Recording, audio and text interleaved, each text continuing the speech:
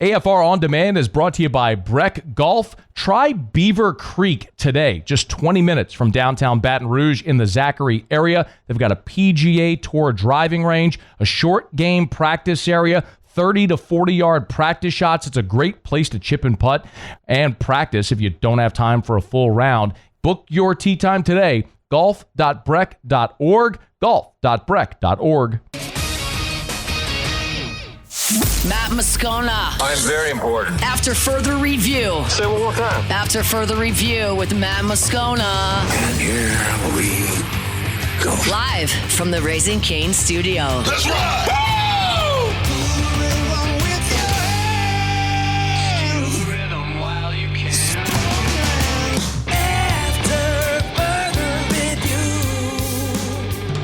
And off we go. Welcome aboard. Glad you're with us. It's AFR, presented by Relief Windows. I'm Matt. Love you, Matt. Paul O'Neill. They're chanting Paul O'Neill's name. You so. And Mr. Toby Tumpley.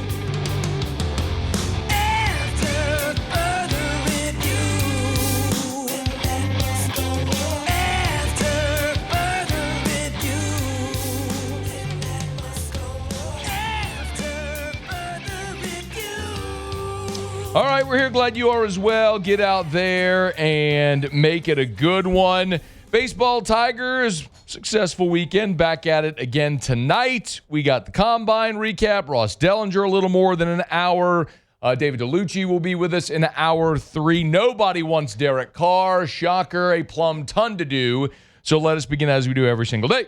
It's time to pop the top on another edition of AFR with Bud Light. Drink easy. All right, let's start on the diamond. LSU wins 3 games over the weekend, bouncing back from their Tuesday misstep against McNeese. They'll be back at it tonight against Northeastern out at the box. And I know that part of this conversation has to be the offense going into the deep freeze for the last 4 games. And we're going to get to that.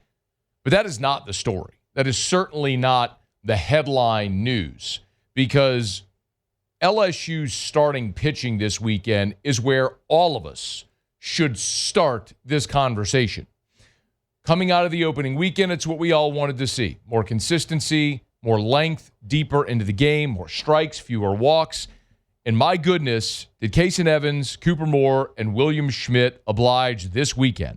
Those 3 combined, as you well know by now, for 29 strikeouts and just 4 walks. They combined to allow 4 runs on 9 hits. That's over 3 games.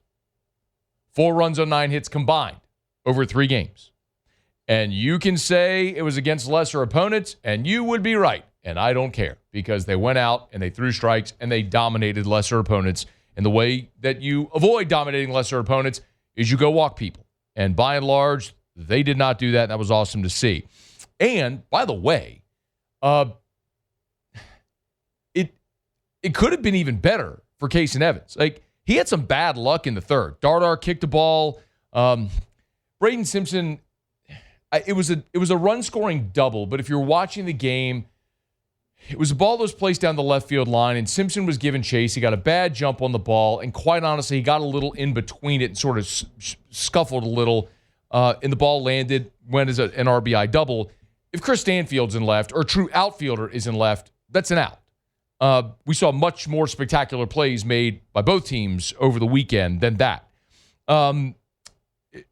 Cooper Moore on Saturday was awesome. Retired the first 11 hitters he faced. He was at 76 pitches through 6 innings, the picture of efficiency. In the top of the 7th, he worked around a double to get out of it. And he would have made it through the 8th, by the way, but he had a strikeout, and Cerna, who was catching, couldn't glove. It like literally went off Cerna's glove and went to the backstop.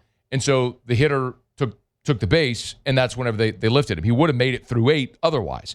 He was awesome in that game. And then Schmidt on Sunday, he was perfect through 4 innings, retired the first 12 he faced. In both the top of the 5th and the top of the 6th, he worked around the leadoff runners getting on. In the 5th, after the leadoff single, he induced a ground ball double play gave up another single, then got a ground out to get out of it. In the 6th, gave up a leadoff single. And this is where it really got hairy because on the pickoff attempt, he threw the ball away, or York couldn't handle it. Either way, it went there or went on the pitcher. But after that, so runner on second, nobody out. He goes strikeout, ground out. Ground ball to third base, and Reeves tagged the runner.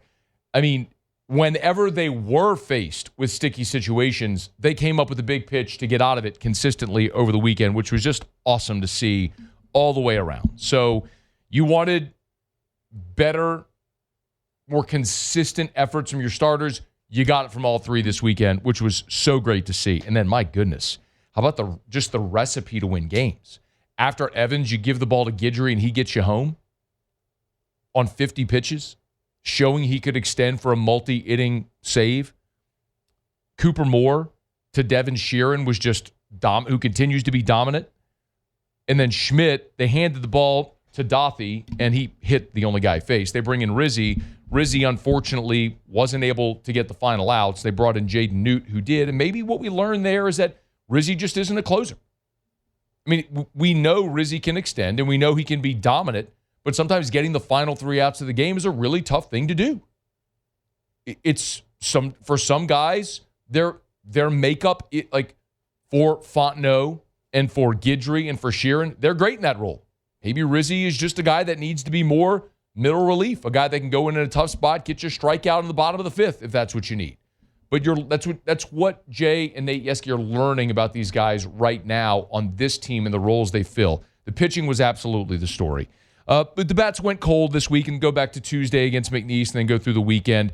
Over 4 games, you combined for 22 hits. 4 games combined for 22 hits.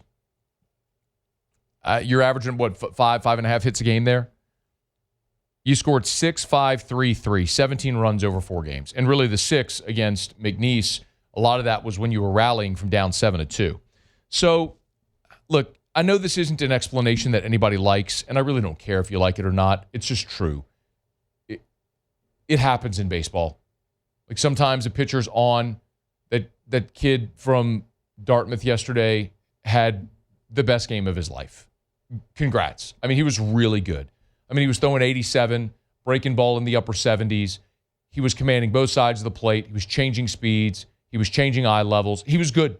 He induced a lot of weak contact. He had a really good day, and LSU didn't. And look, there was a couple of really hard hit balls over the weekend that got the right fielder, Axel Reese, great name too, by the way, from Dartmouth on Friday, robbed RBI extra base hits from both Curiel and Brown with brilliant plays off the bat. I mean, sometimes you tip your cap. I think it was Braun yesterday who hit one on Sunday. It was a sinking liner to center. Center fielder came and made a really nice play on, what probably most days would have been a single. And man, if it got under that guy's glove, it's extra base. It could be 3. But look, Aaron Judge is arguably the best hitter on the planet. I said arguably, Muse. Back off, all right? In April of 2024, Aaron Judge started the season hitting 178. He was literally being booed at Yankee Stadium. He won the MVP. I mean, like no one is exempt. Like everyone is going to go through slumps. You're going to go through cold stretches. This just was a crappy offensive week. It has been, and they're going to be fine. I don't worry about it. Right now, Brown at 415, Caraway at 306, and Dardar at 300 are your only regulars hitting above 300. Is a bad week. It happens. You play 56, you're going to have bad weeks. You're going to have great weeks. And that's why we keep averages in baseball. So I'm not at all worried about the offense because I know Milam and Curiel and Brown and Caraway and York, like all these guys can hit. I know we've seen it. We've seen it at LSU. We've seen it like in the instance of Caraway and some of these at other schools. Like we know they can hit. We're not guessing. We're not hoping it translates. They've all done it. They're going to be fine. Just a bad week. So see if they can get out there and maybe get the offense going tonight. But I think one thing is it does show you this team is illustrating they can win in different ways. If the offense is cold and they only put up 3 runs, you can go win a pitcher's duel like they did this weekend. And that was really good to see. So they won't be unfamiliar in that situation in the future. Tigers are back at it tonight. They'll take on Northeastern. We'll see who they elect to start. Maybe it's Cowan. Maybe it's Paz, again, who got the start last week in the loss to McNeese. Maybe we want to get him back out there. And because you were so efficient, you need a lot of guys. You have a lot of guys that need mound time. Williams, Plaug, Garcia, Fontenot. None of those guys took the ball this weekend. So you got a game here Monday. You'll play at ULL on Wednesday. So a great opportunity to get some innings and some work for these guys before one final weekend before you start conference play. And then the only other thing, just quickly, is I'm curious. I would love to see Jay give Daniel Harden a look in left field. I know he always prefers a bat, and so he's leaning on Simpson and on Reeves, but neither of those guys are outfielders. And I would, on a day like this feels like the right opportunity if you want to get a guy like Harden out there, get him 4 or 5 at bats, not looking over his shoulder, not a pinch hit situation. Just know he's going to have the opportunity to get out there and then get him some run in the outfield. So I don't think we're going to see that. I would love to see it. I don't think we will, but Tigers have another opportunity tonight against Northeastern with a 6:30 first pitch. So 3-0 weekend, and should be really encouraged by what we saw on the bump from the Tigers. All right, it's After Further Review. Show Up and Every Day is brought to you by Bud Light. Drink easy with the great taste of Bud Light, the official beer of AFR, the official beer of your Fighting Tigers of LSU. If you are going to be at the box tonight for LSU and Northeastern, make sure you get there early and grab plenty of delicious ice-cold Bud Light. If you're shopping out and about at your favorite retailer, look for the officially licensed 16-ounce aluminum bottles. Awesome. It's the national champion logo. Collectors, buy 2 cases. 1 to drink, 1 to keep as a keepsake. Over at from our friends at Bud Light. Drink easy with the great taste of Bud Light, the official beer of AFR, the official beer of your Fighting Tigers of LSU. Okay, y'all, Combine was this weekend up in Indy. You know that.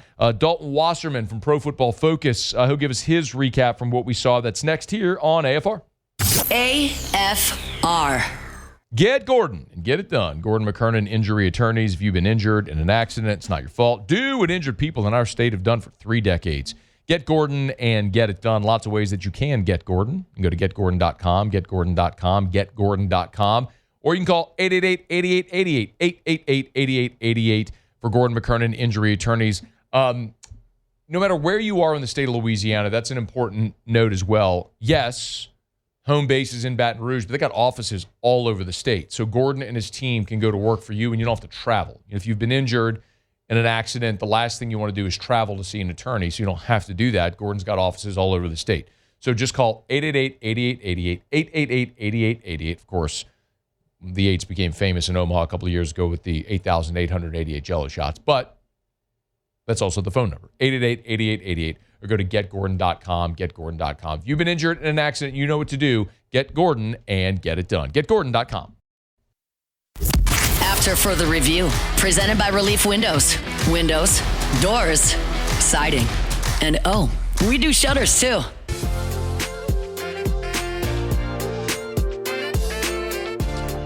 Combine's in the rearview mirror. Dalton Wasserman from Pro Football Focus was there. He's here now. Hey, man, how are you? Pretty good. Yourself? Doing really well. So you got to go watch the Combine. If I said, okay, biggest takeaway, regardless of player position, good, bad, what does it go? I think when you talk about this draft class in general, it's a very heavily defensive-leaning draft class, and I think a lot of the superstars on defense showed out. Arvell Reese and Sonny Styles from Ohio State. David Bailey from Texas Tech might have solidified a top-5 selection. Guys like Dylan Thieneman from Oregon at safety. At all 3 levels, honestly, if you need anything on defense, this is your draft to get it. I think that's really been an emphasis. Even look at the last 2 Super Bowl champions with Philadelphia and Seattle, the 2 best defenses in football in each of those years. So I think that's really going to be a big emphasis for these teams, is making stops and finding a way to contain more and more explosive offenses. So the Saints pick 8th. Does that mean, with such a heavy emphasis on defense, that a really elite offensive player could be there on the board for them at 8? I think so, and we'll see how far down this player drops, because it won't be very far, but I would be very tempted to take the running back out of Notre Dame, Jeremiah Love. I think when you look at the Saints and the lack of production, the lack of balance that their run game gave them last year, I think it would be such a big help. I know Alvin Kamara's got 1 more year in his contract, and obviously he's not going to be around forever, but Jeremiah Love can add a dimension to this Saints offense that they just didn't have last year. And I think Kellen Moore has got to think about, well, he had Saquon Barkley the year before when he was the offensive coordinator in Philly, and look what that home run ability gave them. Jeremiah Love can give you that same home run ability. I've seen him run for a 98-yard touchdown in person myself, and it's just a different gear that he has. If Love is still on the board at 8, I'd have to highly consider it. What did Love do at the Combine that people didn't already know about him on tape? To be honest, I don't know if there's much that we don't already know because every, top running back like this gets so highly scrutinized. But when you talk about a guy at over 210 pounds who ran the same 40 as Jahmyr Gibbs, right, and looked so smooth in the receiving drills and can just do everything that a three-down back in the NFL does, right? When you think about those premier guys, Saquon Barkley, Bijan Robinson, those guys who can play, Jahmyr Gibbs even is maybe a comp for him too. Those guys who can create explosive plays on the ground, who can receive out of the backfield. There's even some reps of him lining up out in the slot and things like that, winning one-on-one. I mean, he can do it all, man. And I think the freakish athleticism was only confirmed that you saw on tape for the last 3 years. So I would just about guarantee at this point that he's going in the top 10 of this draft. Dalton Wasserman's with us, Pro Football Focus. Get him at PFF_Dalton if you want to give him a follow. A lot of people here obviously talking about the receivers as well. The top two guys that are part of everybody's conversation are Tate and Tyson. What can you tell us coming out of the weekend in Indy? The bigger questions are about Tyson, really, and the fact that the only testing he did was the bench press, right? Suffered some hamstring injuries during the year, and it goes kind of, along with a long line of injury history that he's had, right? So the medicals are going to be big, and that might be something that has him sliding down the board a little bit. When he is healthy, I think he's the best intermediate route runner in this class. He's tough as nails. He can make contested catches. He can make big plays inside or out, but the injury history is a problem. And then I think with Carnell Tate, everyone's kind of taking a second look with so many guys who were running 4.3s and lows 4.4s. Carnell Tate running a 4.5, I think, had some people questioning his speed maybe a little bit. Now there's rumors about hand times and lasers and all of that, but I think people will probably take one more look. I still think you could argue he's the best vertical receiver in the draft. He's a very good route runner with stop and start ability at his size, but I think those are two question marks. And small, maybe Tyson's a little bigger than Tate's at that 4.52 or whatever it was is still plenty good enough for Tate to succeed in the NFL, but he's going to have people taking one more look at the long speed there. One more on offense, and we'll flip it back and talk about this impressive defensive class. Everyone here also is very interested in what happens with Garrett Nussmeier. He threw, he participated, obviously has to answer a lot of questions. What was was there a general consensus on Nussmeier coming out of Indy? Pretty positive, and I think even pretty positive coming out of Mobile down at the Senior Bowl, about a month and a half ago. I think when you look at Nussmeier, obviously his dad being the OC, Doug Nussmeier for the Saints, he's got the NFL background and pedigree. Mentally, he knows what he's looking out on the field. Undersized, I'd say a little bit below average size and not the greatest athlete among the class for sure, but somebody who, when he is healthy, and that's been a big conversation throughout this process, how healthy is Garrett Nussmeier and what does he look like when he's throwing the ball and he's not compromised with his oblique and things like that. I think he's had a good process. I still think he's probably something closer to a third or maybe early fourth-round prospect, but I think he's one of the more NFL-ready guys when it comes to, okay, how can he see the field and how brave is he, when it comes to making tight window throws. I think he's going to be looked at as a solid backup option probably in round 3 or 4. What would you say is the ceiling for Nussmeier if everything goes great for him between now and the draft? Draft ceiling, yes. If he really aced a lot of the interviews and things on the board, and there's teams that really believe, okay, this guy was just not healthy, I think he could maybe float into maybe the top 60, like late second or early third round. I don't think there's a lot of teams that are going to go, okay, this guy is, I want to bring him in the second round as my starter with a top 30 or 40 pick or closer to where, say, Tyler Shuck got drafted last year. But I do think there is some hope there that eventually, as long as he's healthy, he could be a productive starter, especially with his football IQ. A couple more for you here. Dalton Wasserman from Pro Football Focus is our guest. He's at PFF_Dalton. Nuss was one of 11 LSU Tigers there at the Combine. Anybody else catch your eye? Well, there's one obvious one who ran a 4.28. But anybody else catch your eye among the LSU contingent? I mean, obviously a lot of speed, right, from those receivers. I mean, and I think especially when you talk about Xavion Thomas and Barrion Brown, guys who are going to get drafted for special teams value as well. Barrion Brown's been one of the best kick returners at his time at LSU and at Kentucky. Xavion Thomas, a really good returner in his own right. So I think it's something when you look at the new kickoff rules and 70% or something upward that kick returns went on kickoffs this year, it's something that's going to get emphasized. I think you're going to see more of these specialists get drafted in rounds, 5, 6, and 7 just to help with special teams. I mean, even look at Seattle just trading for Rashid Shaheed from the Saints and the big difference he made in half the season, right? So I think those guys are going to carry some day 3 value, especially with the special teams, and those two especially can absolutely fly. I think definitely they're going to have value on day 3 of this draft. Let's flip back to defense, which is where you started. It'll be a good place to finish. As we look through the Saints lens at 8, with maybe what we saw coming out of the combine and how that may alter positioning in this draft, what player do you think might realistically be on the board, best case scenario for New Orleans defensively there at 8? If you're talking, so I think there's a couple of options here. I think the defensive line could always use some work. I think Caleb Downs could absolutely be on the board considering this safety, value positioning there with some of the teams, and is he going to drop, or how high could he go as a safety?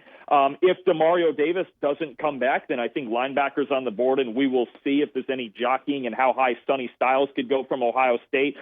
Feels like at every position you could fill with an Ohio State player. But, and then I think about if they want to go, say, on the defensive interior, maybe is it a Peter Woods, another defensive tackle from Clemson for the Saints? Is it, Caleb Banks, who supposedly, has the high ceiling, but he hasn't been as consistent and didn't play much, the D tackle from Florida? They definitely got a lot of options. I think there's going to be, maybe even it's a Ruben Bain, the edge player from Miami, people talking about the arm length, under 31 inches and all of that. There's a chance he could drop to the back half of the top 10. Going to be defensive players for them available there at 8. It's a stacked defensive class. It's the better side of the ball in this class, and it's just a matter of which one of those guys would feel a need to go over, say, an explosive offensive playmaker for. Downs, Bain, Woods, Styles, Banks, all the ones you just mentioned, if you could have your pick of those guys at 8, any of them are available, best case, which one would you want at 8? At 8 for the Saints. See, it's fun because I think in a vacuum, I think Caleb Downs is the best one out of all of them, but he's a safety, and I don't think the Saints have that as a pressing need. I would say for them, it's probably Sonny Styles. Look, whether DeMario Davis keeps doing the 1 year at a time thing or not, or whether he's going to leave or retire or what have you, I think to have the new leader in the middle of that defense, especially with just the absolute freak show he put on at the Combine, I think Sonny Styles might be the best fit for them. But in a vacuum, I would tell you I think Caleb Downs is the best football player of that group. He is Dalton Wasserman, Pro Football Focus, at PFF_Dalton. Y'all can get him there, fresh off trip to the Combine. Dalton, we appreciate the time as always, man. Thank you. Absolutely. Appreciate you as always. Yep, it's our pleasure. We're brought to you by Shawbills Tire and Auto Service, ShawBillsTire.com. I want to come back and talk about Styles in just a second. I think that's fascinating. Remember, if you need tires at Shawbills, they're going to sell you name brand tires at wholesale prices, and they'll keep you coming back year after year after year because they treat you like family. It's basically been their mantra since they opened their doors in 1968. It's Shawbills Tire and Auto Service. You can go to ShawBillsTire.com to schedule service, to shop tires. You want to chat with an associate, find the location nearest you, ShawBillsTire.com, ShawBillsTire.com. I can tell you all about tires, but tires are a commodity, man. You can buy a Michelin, a BF Goodrich, a Bridgestone, a Firestone, a Toyo. You could buy the same tire darn near anywhere. So why do you go to Shawbills? 2 reasons. 1, they're going to give you the best price. They guarantee it. And number 2, they're going to treat you like family. So if they give you the best price and the best customer service, why would you go anywhere else? There's a reason they've been in business since 1968. ShawBillsTire.com, ShawBillsTire.com. Shawbills, we keep you rolling. All right, we appreciate Dalton Wasserman for joining us. It's interesting hearing him say of those players, he would go Sonny Styles at 8. And I think, a couple of weeks ago, who was it that we had on that mocked Sonny Styles, like 2-3 weeks ago? It was Josh Edwards. At CBS. Yes. So Josh Edwards, I'm right on that timeline, right? It was about 2 weeks ago, 3 weeks ago, something like that. Yeah, early February. Yeah. He was the first I saw that mocked Sonny Styles to the Saints at 8. So he was early on Sonny Styles. And it was the first that we actually started to think and consider that as a possibility. Now, that breaks my heart because the only way that actually makes sense is if DeMario Davis is not on the New Orleans Saints. And that feels like it's becoming more and more like of a likelihood that DeMario Davis won't be back. A lot of indications are he probably goes and joins Dennis Allen in Chicago on a multi-year deal. Well, if DeMario Davis leaves in free agency, then you have a giant gaping hole in the middle of your defense, and then Sonny Styles at 8 makes so much sense. And I would be in favor of that because it means you wouldn't be drafting Jeremiah Love. And I know it sounds so ridiculous because he's athletically so gifted, but and again, it's not an anti-Jeremiah Love take. It's an anti-drafting a running back at 8 take. That's where I'm coming from. You don't have to agree with me. That's fine. I'm not pounding the table. I'm not saying it. He'd be a terrible player, terrible pick. There's so many examples of teams that, you just saw Kenneth Walker win the Super Bowl MVP. He was a second-round pick at running back. I can't get there taking a running back in the top 10. Any running back in the top 10.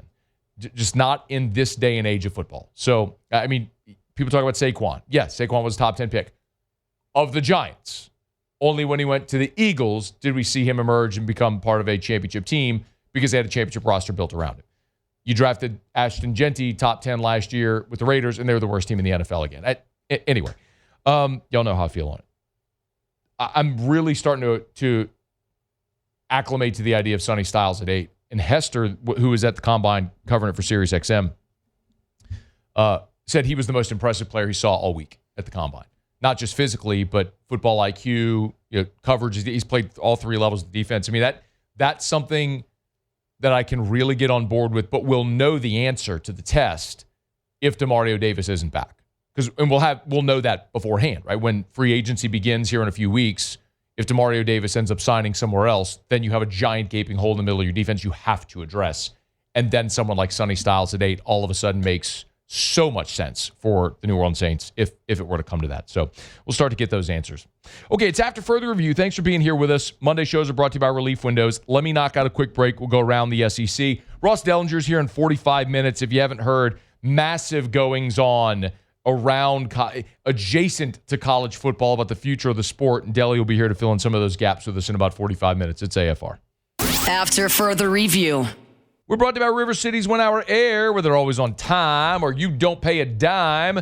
752-0001, 752-0001, 752-0001, or 1hourbr.com. Remember, tell you every day, go see our friends over at River City's 1 Hour Air if you have any issue whatsoever with your home central AC or in this case, your heater when it gets cold, but we've been in the 80s, so you probably need more help with your AC. But I love to share these 5-star Google reviews. They got more than double the amount of 5-star Google reviews of the next closest competitor because of reviews like this. John Belcher said, excellent service.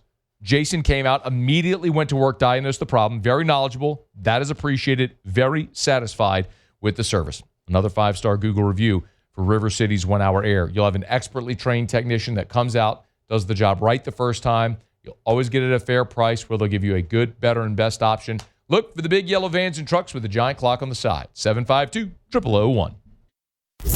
After further review, presented by Relief Windows. Windows, doors, siding, and we do shutters too.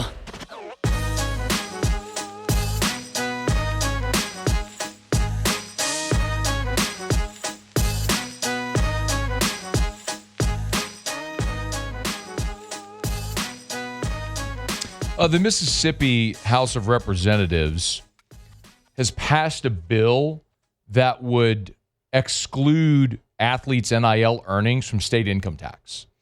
That naturally would be a recruiting advantage for the in-state schools, namely Ole Miss and Mississippi State. Effectively to say, if you make NIL money, you'd still have to pay federal tax, but you wouldn't have to pay state income tax in Mississippi. For whatever it's worth, Arkansas has already passed a similar bill. Florida, Texas, Tennessee are other states in the SEC that have no state income tax, so that already is a benefit for a recruiting benefit potentially for those. I know that there's pushback on this from some saying, why should student athletes have their income tax exempt? Well, you didn't ask my opinion on this, but I think we should abolish the IRS and there should be no taxes. But some of y'all are like, yeah, hell yeah. I am as staunch a fiscal conservative as you'll ever imagine. I don't talk politics here, but we're not talking politics. We're talking money, and my money is mine, and I want to keep it. So anyway, I I will be interested to see if Louisiana is planning to follow suit. I did reach out to several state legislators, because I know the legislative session in Louisiana is about to begin, to see if there's any plans of something. And I haven't been able to get any indication. I know in the past, Dixon McMakin, who many of you know is the voice of Tiger Stadium and the PMAC, who's also a state legislator, tried to he talked about it here on the show, tried to drum up interest in something similar and just didn't have a lot of support for it. So maybe with Mississippi, it's not been signed into law, by the way, Mississippi. The House just passed it, so it has to go House, Senate, then to the governor's desk. So we'll see what happens if the Senate passes it, if the governor of Mississippi signs it. But it would be something that would be a bit of a recruiting advantage. I don't know necessarily that it's helped Arkansas tremendously, but it's a thing and something worth following. All right, it is After Further Review. We're glad to have you hanging out with us here. We're brought to you by Parish Restoration, parishrestoration.com. We're going to go around the SEC in just a quick second. Also, Josh Heupel has weighed in on his preferred format for the college football playoff. I'll get to that here in just a quick second. Remember, Parish Restoration, kill mold, remove odor, patented non-toxic dry fog treatment. 3 things. Patented, non-toxic dry fog. Patented, nobody else can do it. Non-toxic, safe for your family, your plants, your pets. Dry fog, meaning when they come in and spray, you don't have to worry about your furniture or your sheetrock or your carpet or anything. Like it's a dry fog. It's not going to hurt anything. So the fog gets into every single nook and cranny. It'll kill everything down to the spores. Mold, other harmful pathogens, viruses, all of it. parishrestoration.com to get that free estimate. parishrestoration.com. It's parishrestoration.com. Fill out the form on the homepage. They'll be in touch to get you that free estimate at parishrestoration.com. All right, y'all, it's After Further Review. Glad to have you aboard with us here. We do it every day about this time. Let's go around the SEC. Around the SEC, bringing you the biggest news from the nation's best conference, the Mississippi State Bulldogs. State safeties coach Matt Barnes is leaving Starkville to join the Maryland staff just a couple of weeks here before the start of spring ball, and Jeff Lebby now has a vacancy on his staff. He'll be the special teams coordinator there at Maryland. So State's still in need of a wide receivers coach as well. Barnes had been State's co-defensive coordinator the last couple of seasons before Matt Brock took the co-defensive coordinator title in January. Barnes has also been the defensive coordinator at Memphis in 2022-2023, so very experienced, but he's leaving Starkville to head to Maryland. The Florida Gators. A couple of Florida players are going to be limited at the start of spring practice. Defensive end Cameron James and redshirt freshman wide receiver Dallas Wilson, both dealing with injuries. Wilson, my goodness, lost most of his season this past year because of injury, but dealing with injuries heading into spring. James had off-season shoulder surgery, so he'll be no contact in spring practice. Played in all 12 games this past season. Wilson, again, on the mend with a right foot injury, so he'll be limited to start spring ball. Had a season-ending surgery on his right foot last year and took a red shirt. The Kentucky Wildcats. Forward Jaden Quaintance is working toward a return for Kentucky. Mark Pope said he was in full shutdown in terms of his on-court work back in late January, but sophomore forward trying to get back to full strength for the remainder of the regular season. So going into the final week, could be good news here. 6'10", 255-pound forward has a strength test in the coming days. Could clear him with the swelling under control to get back onto the floor. Prior to the shutdown, he was averaging 5 and 5, just about 16 minutes a game. The Tennessee Volunteers. And Nate Ament won't practice ahead of Tennessee's basketball game at South Carolina. Vols associate head coach Justin Gainey revealed that to the media whenever he met with the media over the weekend. Suffered the injury Saturday in the game against Alabama, so Ament was still dressed out for Monday's practice despite his absence on the floor. He was just working on the side with the strength coach. So we'll see if he's there back in time for the game against Carolina. All right, there you have it. That is Around the SEC. Monday's show is brought to you by Relief Windows and ReliefWindows.com. Windows, doors, siding. Oh, yeah, they do shutters and shades as well. Check them out. Learn more. ReliefWindows.com. ReliefWindows.com. Josh Heupel, I got to admit it here. Josh Heupel has gone on the record saying that he would prefer a 24-team college football playoff. I think that is certainly notable, mostly because Heupel, in so doing, is going against the directive, I shouldn't say directive, the opinion of Greg Sankey. Greg Sankey has been lobbying for a 16-team playoff. We know the Big Ten, and their commissioner, Tony Petitti, has been pushing for 24. So Heupel is now lobbying for 24 teams, effectively agreeing with Petitti and not SEC Commissioner Greg Sankey. Now, I actually agree with Josh Heupel, and I think it is an inevitability that we will get to 24 teams. It's just a matter of when. It kind of feels natural, like we'll see 16 before they get to 24, but it's just like how we saw from the AP era to the 4-team playoff to now 12, and we'll expand from 12 probably to 16, then to 24. It's just baby steps, but we're all heading to this eventuality, and I'm good with it. Y'all know how I feel about this. I think more football is a good thing. There's the weird counter argument that it's going to dilute the regular season. Actually, nothing could be further from the truth. It's going to make the regular season more meaningful because more teams will be able to stay engaged longer. So, and I know every counter argument to that, but you want to see great regular season games. You want to see tough non-conference opponents being scheduled. You want to see more conference games. Well, this is what you do. You want to see 11-1 Indiana get in where they don't play a Power 4 non-conference opponent and play 2 ranked teams all year and lose to them both, but they get in because they're 11-1. That's what you're going to see scheduling. You want to see Texas basically being out of the playoff because they decided to go challenge themselves, played at Ohio State and lost. You want that game to go away instead of playing Ohio State, play Ohio U, so that way they're in the play. I'd rather see Texas, Ohio State. So give me more of those games. Give me better games, and the way you reward those teams for playing those games is seeding, buys, home games, whatever it may be. So I'm for it.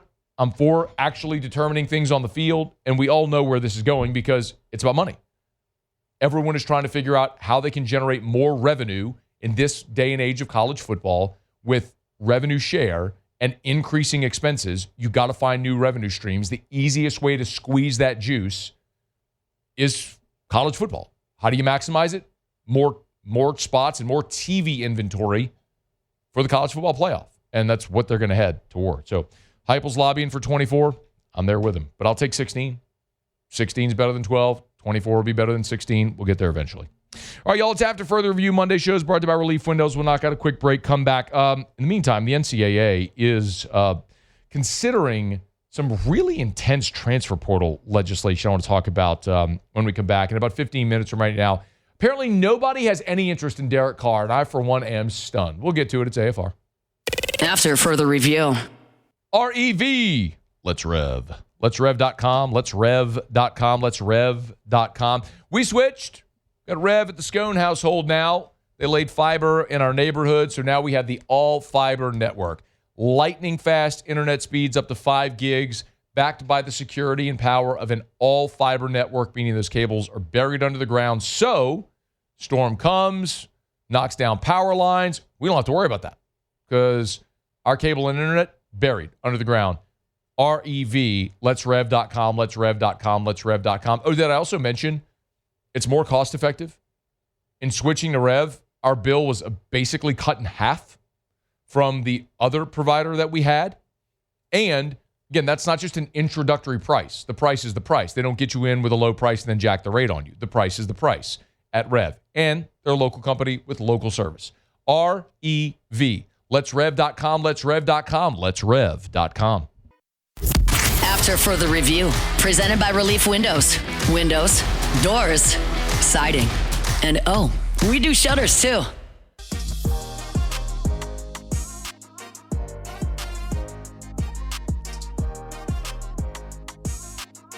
Xavier Thomas running a 4.28 at the combine in the 40 was impressive. I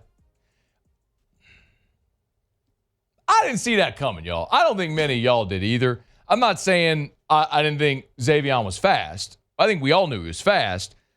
I didn't know he was like fast, though. Like 4.28 fast. That was pretty incredible to watch that at the combine over the weekend. We all went into the weekend thinking, okay, well, like Chris Hilton, Barry, and Brown, dudes with like true, legit elite track speed, those dudes going to the combine would have a great opportunity to maybe break the combine's 40-time record, and it ended up being Xavier Thomas running a 4.28. But that's hardly an outlier. Did you see this? I didn't see this till today as I was doing some prep. So they have 8 position groups that participate at the combine. 7 of the 8 position groups set the combine record for the fastest average time of the position group. 7 of the 8. Defensive backs averaged 4.44 in the 40. That was the fastest ever. Wide receivers, 4.44, fastest ever.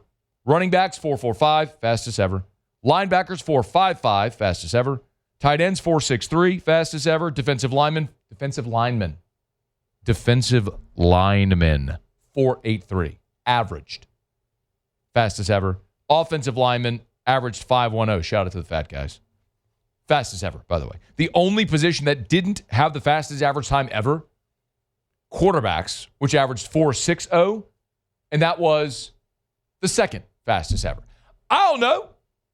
I mean, I got a theory, which is like, it's like in track, right? I mean, world records get set and get broken. As humans, we continue to evolve. Training gets better. Conditioning gets better. The technical functionality of running these races gets better. So you're going to keep seeing times broken and records set. It's just what happens, right? And I guess I saw this. I used to, when I would go over to traction, Mac Chuili train all the combine guys. Like, he was training them, football players, but when he's training them to run the 40, he was training them like track athletes. Like, they were working on their start. I mean, I can remember based on their gait, he would count the steps, like how many steps based on your gait you need to have a 4, 2, whatever, right? And so, I mean, they were training like track athletes to run that event for a time, not like football players just saying, hey, let's see how fast you are. So all that told, I mean, I'm sure we're going to keep seeing times go down, but to see 7 of the 8 position groups average the fastest ever, maybe that's an outlier. I don't know. Maybe that we start to see that every single year, but I thought that was pretty incredible to see. So a lot of really fast dudes at the combine this past weekend. It's After Further Review. We're brought to you by Lee Michaels Fine Jewelry, lmfj.com, lmfj.com for Lee Michaels Fine Jewelry. Does your significant other have a birthday coming up? Maybe your wedding anniversary is coming up. Springtime, lots of spring weddings means lots of spring anniversaries. Maybe it's a milestone anniversary. Lee Michaels can help you thrill her with a gift in the red box. Graduation will be here before you know it. Tons of amazing gifts for whatever that special occasion might be, and you can never go wrong at Lee Michaels. Baton Rouge, New Orleans, Lafayette, Shreveport, and online at lmfj.com. lmfj.com. Lee Michaels Fine Jewelry. lmfj.com for Lee Michaels Fine Jewelry, where you'll always get the Lee Michaels experience. We're going to talk to Ross Dellinger in about 20 minutes. And we have a whole bunch of stuff I want to talk about. Ross is the one who broke the story of a group of college football headliners meeting with the president about potential federal legislation on the governance of college football. There's also a very interesting white paper from Louisville that was released today about the future of college athletics that Ross talked about. We'll get into all that with Ross. And I also want to ask him about this because the NCAA Football Oversight Committee has recommended emergency legislation to protect the transfer portal window. What they are trying to do here is issue very stern penalties to schools and coaches that break transfer portal rules. So remember, Xavier Lucas and Jake Retzlaff were the headliners last year that did this. They missed the portal window, and instead of going through the portal, they just unenrolled at their current university, enrolled at a new place, and walked onto the football team, basically just bypassing the portal.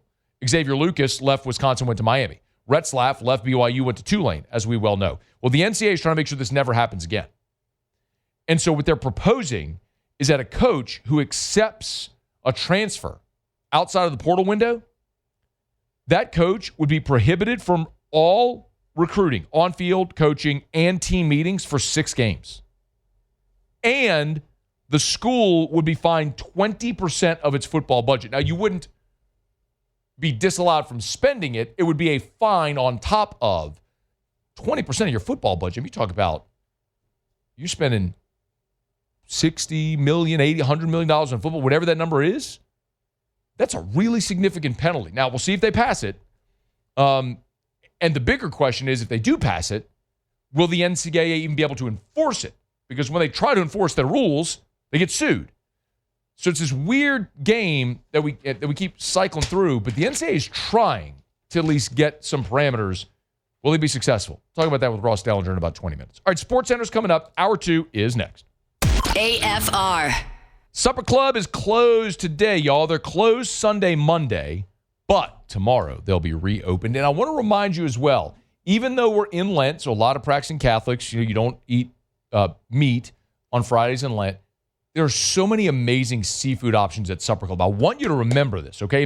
And honestly, if you're like me, I go to Supper Club and I tell myself every time, I'm going to get something else. Right? I'm not going to eat a steak. I'm going to get something else. And then I end up going, and I always end up getting a steak. Whatever the Sagrera cut is, I want the Omi beef, something just yells at me, I end up getting a steak. I'll tell Erica, hey, don't let me order a steak. Maybe get something else. And I always order a steak. Well, maybe this is a good reason to go in Lent so you don't just default to the steak and you order one of the seafood options. Y'all, the Ora King salmon, the Chilean sea bass is exquisite. They've got scallops, they've got lobster, they've got Alaskan king crab legs from the boats on the Deadliest Catch. Y'all, you got to check it out. SupperClubBTR.com.